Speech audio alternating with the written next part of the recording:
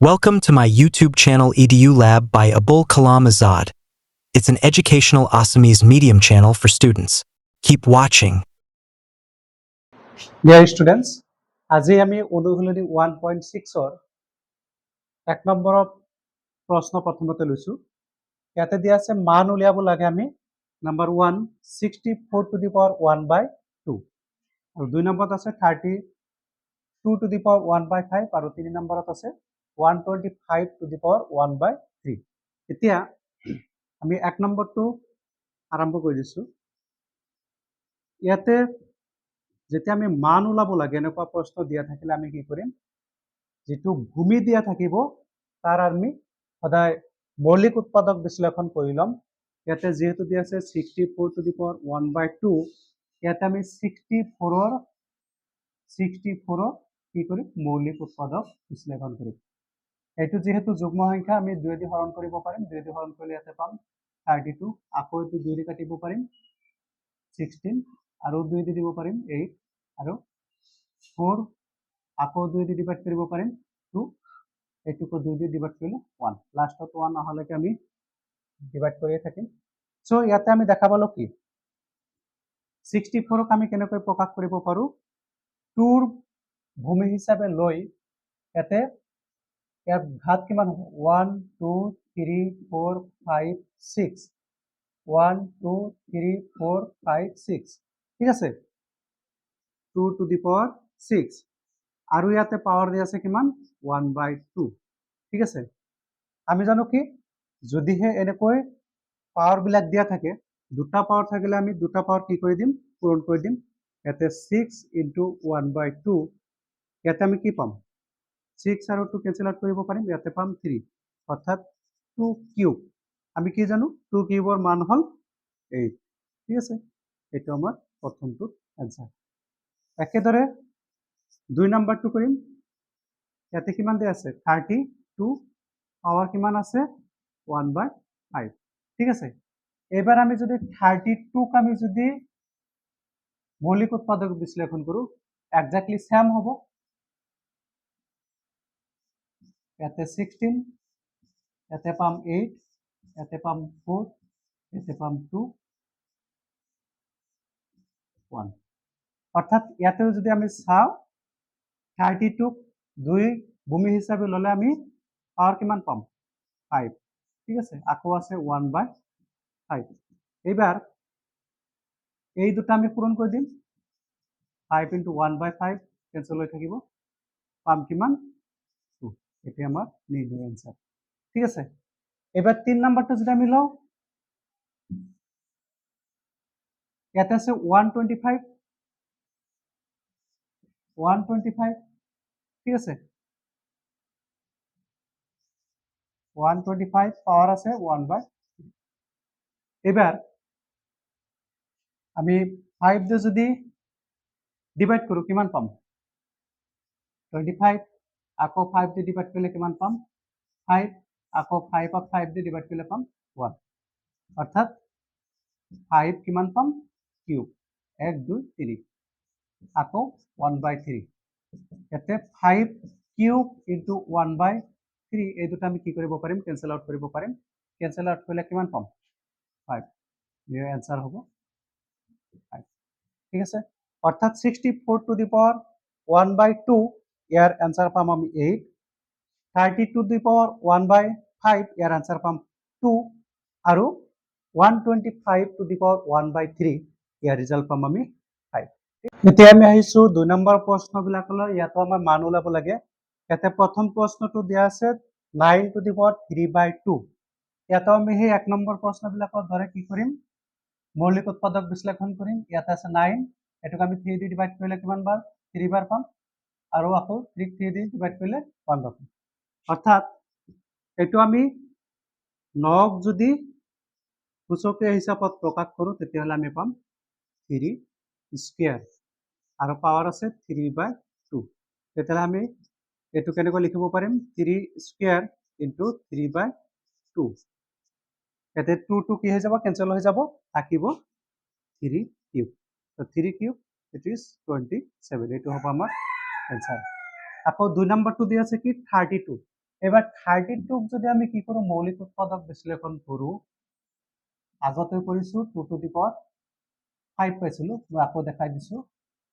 ইয়াতে 16 বাৰ পাম 2 8 বাৰ ইয়াতে 2 4 times 2 2 times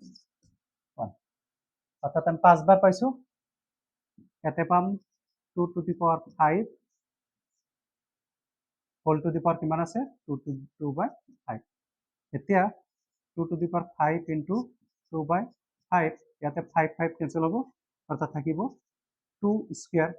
that is 4 ইয়াতে রেজাল্ট আহিব ঠিক আছে এবার 3 নাম্বারটো আহিছো ইয়াতে আছে 16 to the power 3/4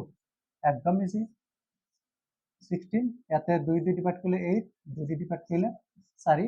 আকৌ 2 দিয়ে ডিভাইড করলে 2 বার 2 দিয়ে ডিভাইড করলে 1 অর্থাৎ 16 টো আমি কেবার পাম 2 to the power 4 হিসাবে লিখিব পারিম আর অলরেডি আছে 3/4 এটা আমি যদি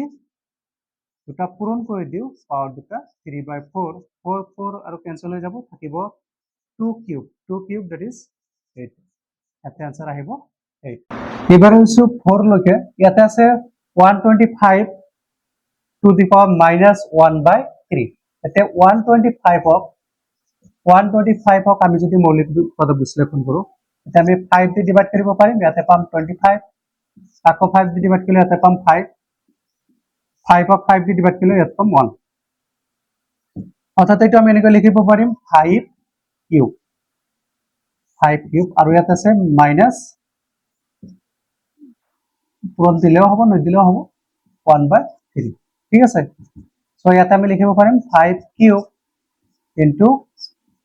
1/3 ঠিক আছে এইটো 3 ক্যান্সেল হৈ থাকিব 5 to the power -1 অর্থাৎ আমি 5 to the power -1 ক লিখিব পাৰিম 1/5 ঠিক আছে আমি ফর্মুলাটা পাইছিলো কি যদি a ইনভার্স 1 হয় তেতিয়ালে আমি ইয়াত 1/a হিসাবে লিখিব আৰু এইটো ফৰ্মুলাটো মনত ৰাখিব লাগিব যাতে आंसरটো আহিব 1/5 ঠিক আছে এবাৰ আহিছো আমি 3 নম্বৰ অংকলৈ কৈছে কি সৰল কৰা এতিয়া 1 নম্বৰ প্ৰশ্নটো আমি চাম ইয়াত আছে 2 to the power 2/3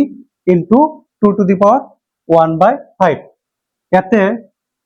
আমি যদি লক্ষ্য কৰো দুয়োটাৰে ভূমি অর্থাৎ বেস কি আছে সেম আছে যদি হে ভূমি বিলাক একে থাকে তেতিয়া হলে আমি এই ফর্মুলাটো পাইছিলো সাপোজ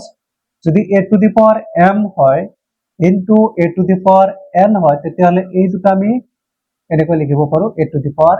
m plus n হিসাবে প্ৰকাশ কৰিব পাৰো অর্থাৎ ইয়াতে ভূমি দুটা কি আছিল একে আছিল পিছত দুটা বেলেগ হলো কথা নাই ইয়াতেও ঠিক একেদৰে যেহেতু ভূমি দুটা একে আছে সো ভূমিটো লিখি দিলো আৰু সিহঁতৰ পাৱাৰ দুটা কি হ'ব প্লাস হ'ব পুৰণা ক্ষেত্ৰত কি হ'ব প্লাস হ'ব ইয়াতে যদি ডিভাইড থাকে হৰণ থাকে ইয়াতে কি কৰিব লাগিব মাইনাস কৰিব লাগিব ঠিক আছে সো ইয়াতে যেহেতু পূৰণ আছে ডট মিন্স পূৰণ ইয়াতে 2/3 প্লাস 1/5 এবাৰ 3 আৰু 5 ৰ আমি যদি লহগু লও কিমান পাম 15 15 এর মধ্যে 3 কেইবার আছে 5 বার আছে 5 বার 5 পূরণ ইয়াতে কিমান 2 ঠিক আছে ইয়াতে মাজত প্লাস চিন আছে প্লাস দিলো 5 15 মাজত কেইবার আছে 3 বার 3 পূরণ 1 ঠিক আছে সো এটো পাম আমি কিমান 2 to the power ইয়াতে থাকিব 15 5 into 2 10 plus 3 অর্থাৎ 2 to the power 13/15 এটি হবে আমার आंसर ঠিক একেদৰে 2 নাম্বাৰটো কি দি আছে ইয়াতে এটাই আছে কি 1/3 কিউব হোল টু দি পাওয়ার 7 এই ক্ষেত্ৰত আমি কি কৰিম ব্ৰেকেটৰ ভিতৰত যেটো 1/3 কিউব আছে এটো আমি ভগ্নাংশটো উঠাই দিম আৰু ভগ্নাংশটো যদি উঠাই দিও তেতিয়া হলে আমি পাম 3 to the power -3 whole to the power 7 কিয়নো আমি পাইছিলো